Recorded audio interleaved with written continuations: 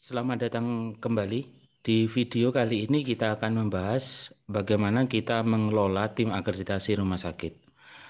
Untuk mewujudkan pengelolaan akreditasi rumah sakit yang efektif, efisien, dan kemudian berkontribusi terhadap peningkatan pelayanan di rumah sakit. Jadi kalau kita lihat di PMKP itu adalah peningkatan mutu di rumah sakit itu harus kemudian berintegrasi dengan proses yang efektif dan efisien dalam kita mengelola pelayanan di rumah sakit. Nah, problem integrasi itu adalah manakala bab itu tidak tersusun atau tidak disusun berdasarkan unit-unit yang dalam hariannya di rumah sakit itu mengelola aspek implementasi dari bab tersebut. Oleh karena itu, kita harus menyusun tim akreditasi yang merupakan keterwakilan dari komite, unit, ataupun instalasi yang melaksanakan atau mengimplementasikan elemen penilaian di dalam akreditasi rumah sakit. Sehingga diharapkan rumah sakit menguasai dokumen yang dimilikinya, mampu menunjukkan implementasi yang dimilikinya, sehingga hasilnya akan menjadi paripurna. Nah, ini adalah beberapa pendekatan. Jadi pendekatan yang kita gunakan itu adalah tim akreditasi rumah sakit merupakan kumpulan dari unit atau komite yang melaksanakan implementasi terhadap elemen penilaian di dalam bab itu. Misalkan komite medik, ada perwakilan komite medik itu di TKRS, KPS, dan PMKP. Komite keperawatan, komite tenaga kesehatan lainnya, itu keterwakilan ada pada TKRS, KPS, dan PMKP. Komite mutu.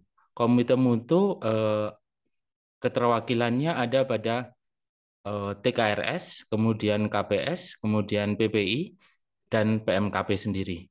Kemudian Kordik atau Komite Pendidikan atau Koordinator Pendidikan atau Bakordik itu nanti babnya itu adalah bab PPK. Kemudian Komite K3 Rumah Sakit. Komite K3 Rumah Sakit itu nanti eh, mengirimkan keterwakilannya itu pada MFK, PPI, dan PMKP. Kemudian Komite Etik dan Hukum. Ini bab TKRS. Kemudian Komite PPI. Komite PPI perwakilannya ada pada PPI, PMKP, dan SKP. Kemudian Komite PPRA. Ini ada di PKPO, kemudian tim KB rumah sakit, tim TB rumah sakit, tim HIV rumah sakit, tim stunting dan wasting ini ada pada Proknas. Kemudian pendidikan kesehatan rumah sakit atau PKRS. Ini ada pada bab komunikasi dan edukasi atau KE. Kemudian unit pengelola SDM, ini pada TKRS dan KPS. Kemudian untuk bidang atau manajer di bawah pelayanan, misalkan unit gawat darurat, ini ada di MFK, AKP, HPK, PP, dan SKP.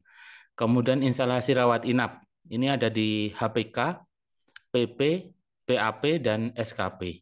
Kemudian unit rawat jalan, ini ada di AKP, HPK, PP, PAP, dan SKP. Kemudian pelayanan intensif itu ada di AKP, HPK, dan SKP.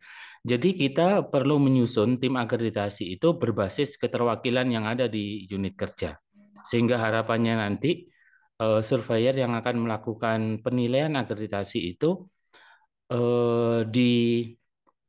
dibantu oleh unit-unit untuk kemudian menunjukkan mulai dari telaah dokumen, kemudian telusur dan diskusi-diskusi bersama di dalam mempersiapkan akreditasi rumah sakit, di dalam melakukan penilaian akreditasi rumah sakit.